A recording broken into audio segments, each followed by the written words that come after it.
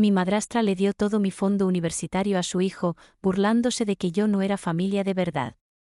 Se puso pálida cuando el albacea del patrimonio de mi abuelo le entregó una demanda por fraude y un aviso de desalojo. La aplicación bancaria tardó 4 segundos en cargarse en el transbordador del campus, y en esos 4 segundos recuerdo no haber pensado en nada. No matrícula. No el fondo. No mi madrastra.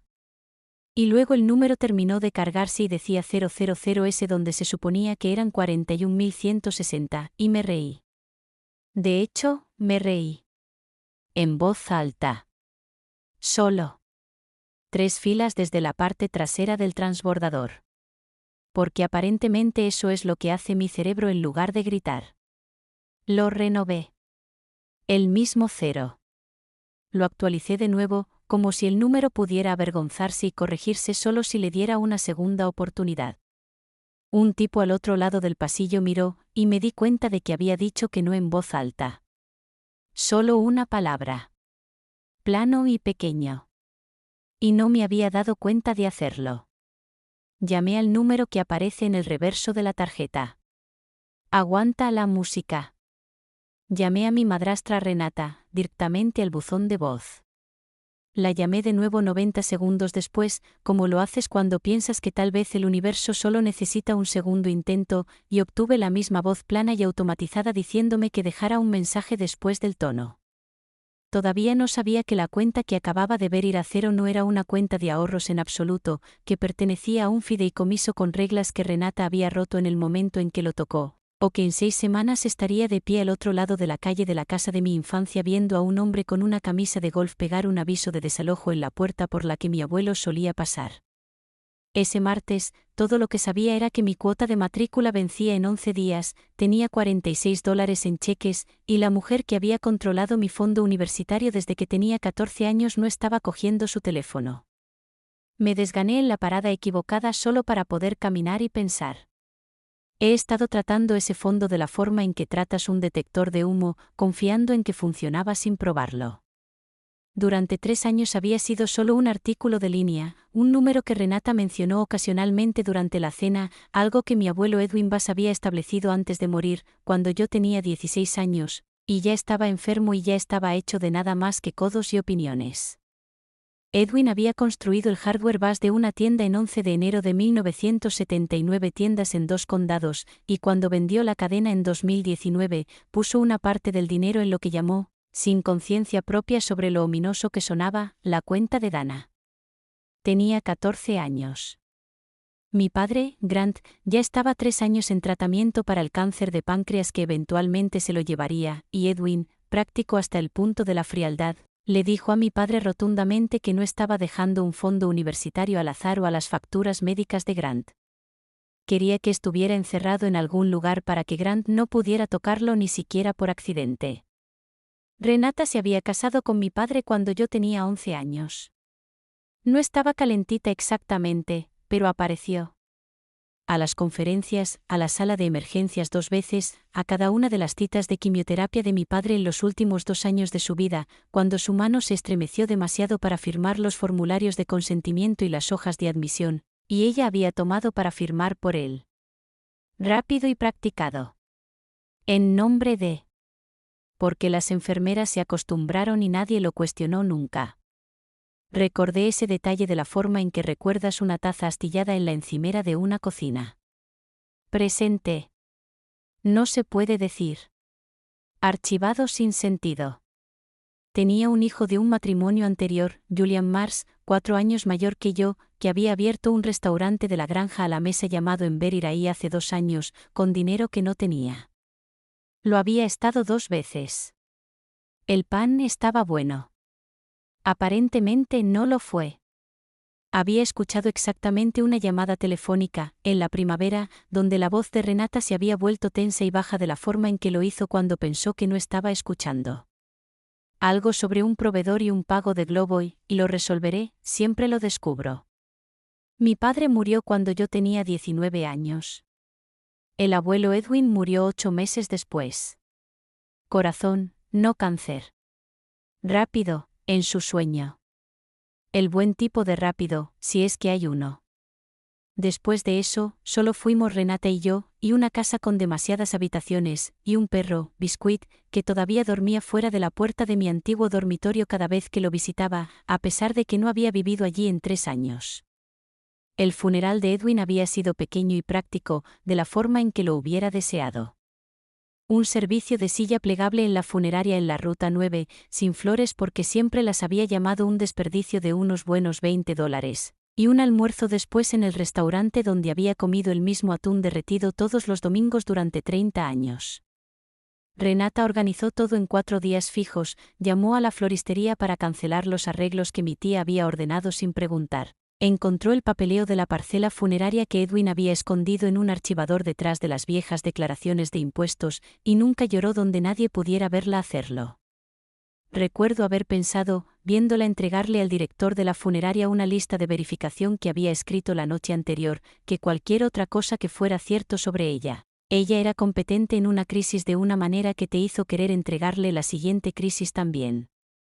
Esa era la versión de ella en la que confiaba con un fondo fiduciario, la que guardaba un inhalador de repuesto en su bolso para un niño 2 puertas más abajo que ni siquiera era suyo, el que recordaba la línea directa del oncólogo de mi padre de memoria.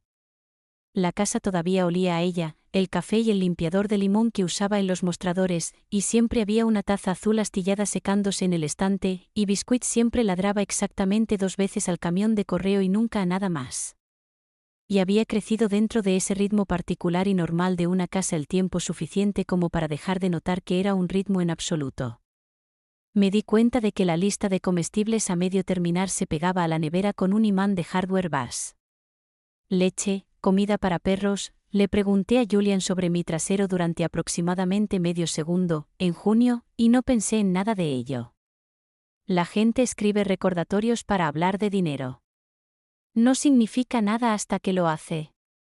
Confié en ella con el fondo porque no tenía ninguna razón para no hacerlo. Ese era todo el problema. Escalación 1. Conduje hasta la casa esa noche.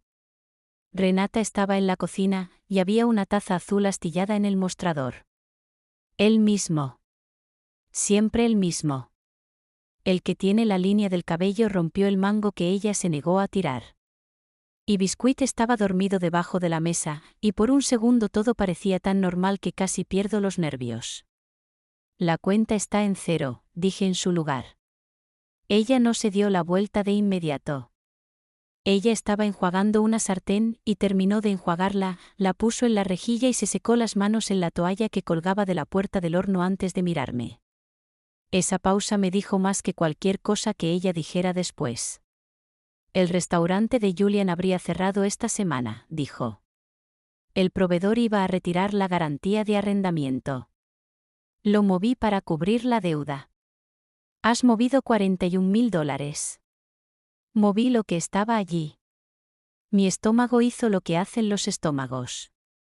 Cayó directamente por el suelo. Y me escuché a mí mismo hacer la única pregunta que importaba, que también era la más estúpida, porque ya lo sabía. ¿Puedes recuperarlo? Está gastado, Dana. Se ha ido.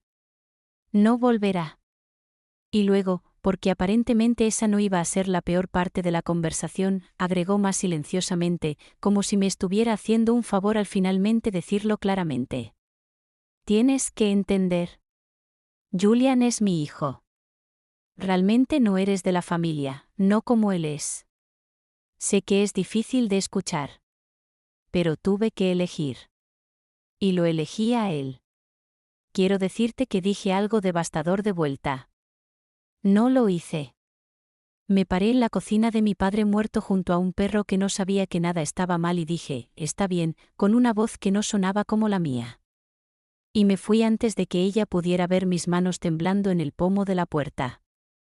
Me dije a mí mismo, conduciendo a casa, que técnicamente todavía era mi dinero, que habría papeleo, una excepción por dificultades, algo así.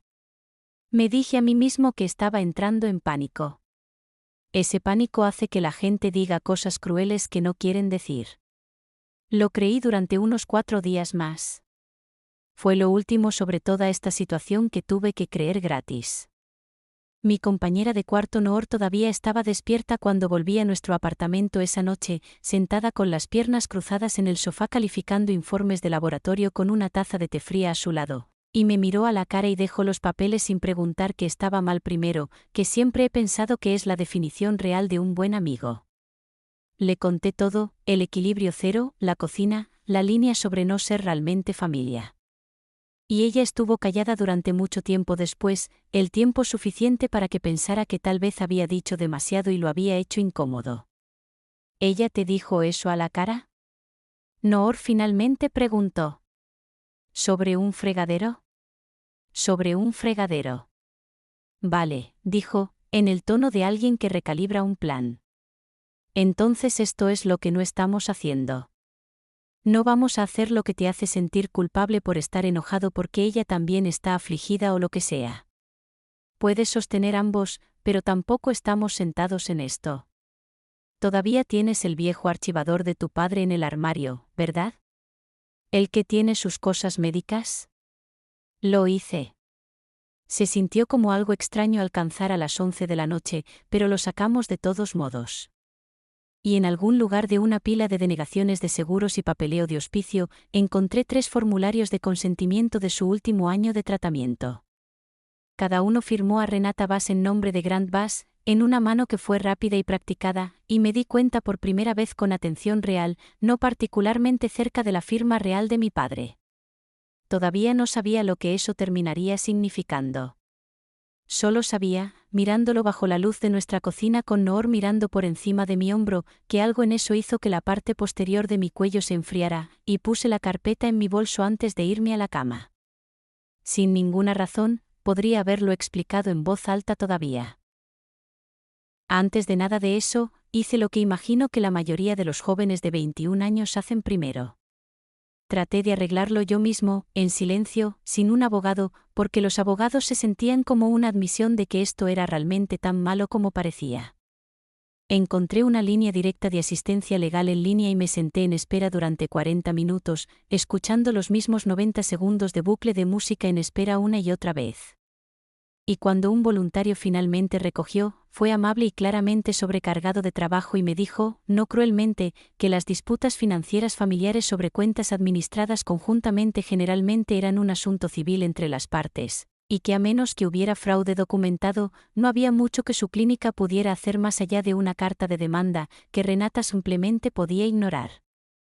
¿Hay alguna manera de decir si es un fraude en lugar de solo una mala decisión? Pregunté. Si hay papeleo con más de un nombre, dijo, empieza por ahí. El fraude suele dejar un rastro. Las malas decisiones no. Todavía no sabía lo bien que tenía. Conduje hasta la cooperativa de crédito a la mañana siguiente principalmente para obtener una impresión de la transacción, algo concreto a lo que aferrarse, sin esperar que fuera el primer hilo suelto en un rastro de papel que eventualmente desentrañaría toda la vida de alguien. Solo quería pruebas de que no estaba perdiendo la cabeza por un número en una pantalla. Escalación 2. La línea automatizada de la cooperativa de crédito era inútil.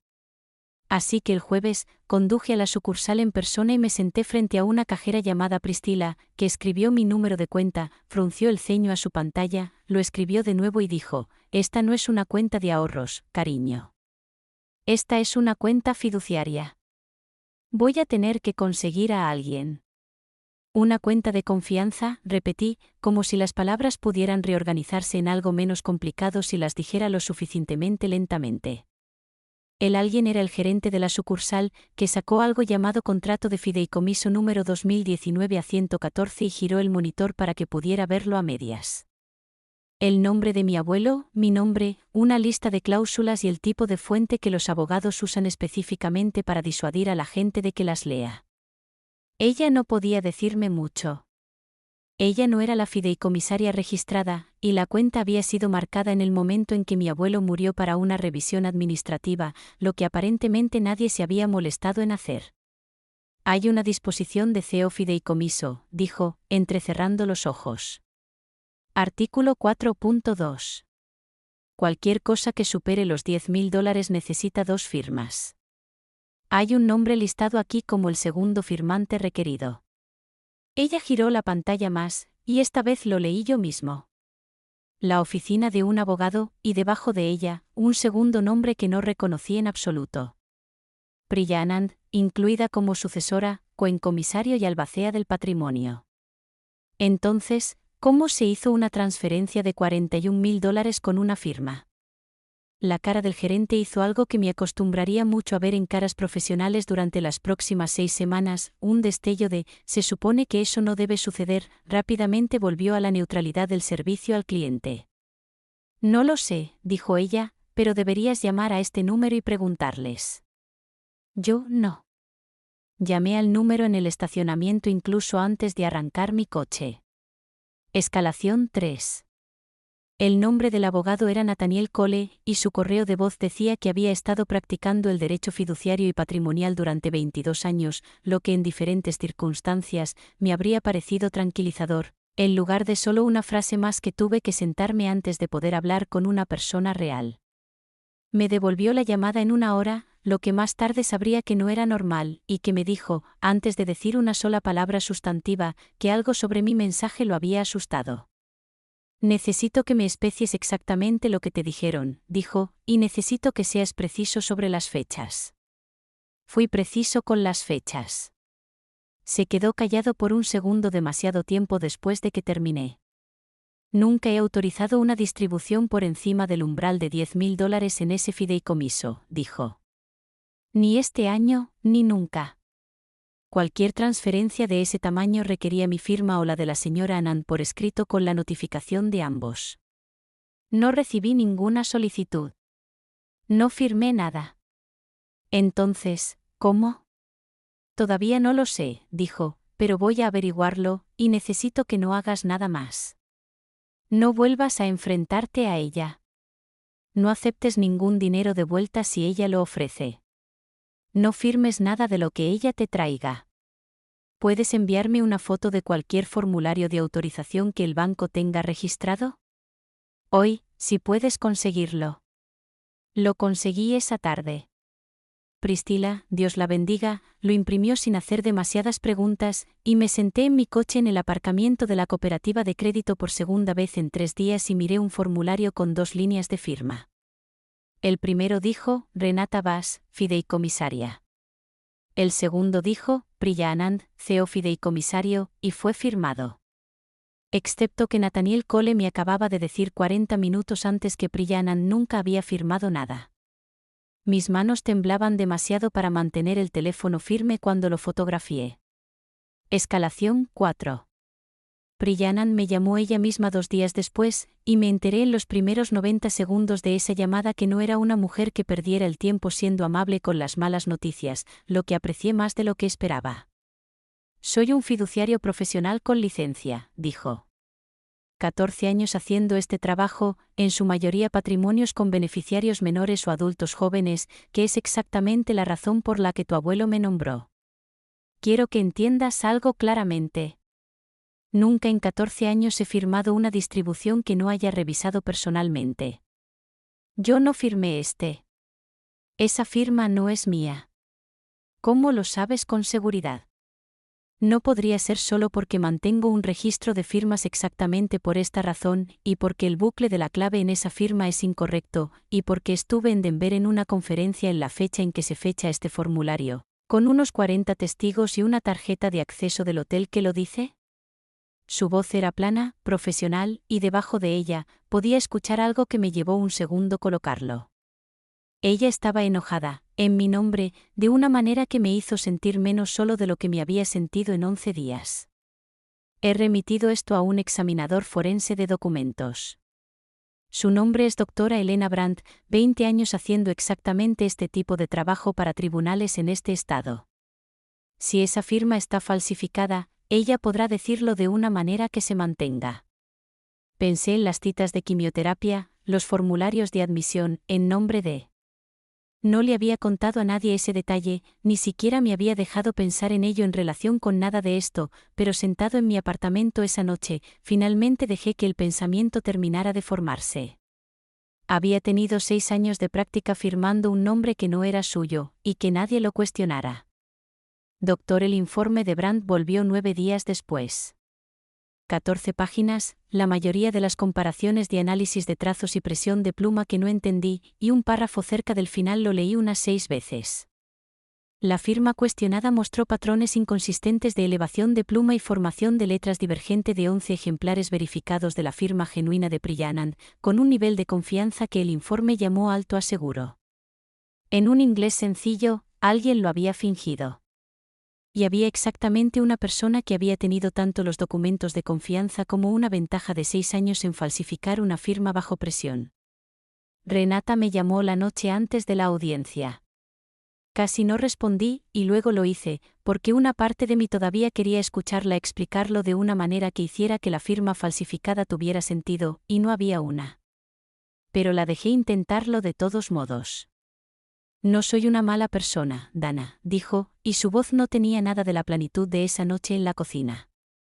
Era delgada, rápida, la voz de alguien que no había dormido. Tienes que entender lo que es ver a tu hijo perder todo lo que construyó y saber que tienes una manera de detenerlo.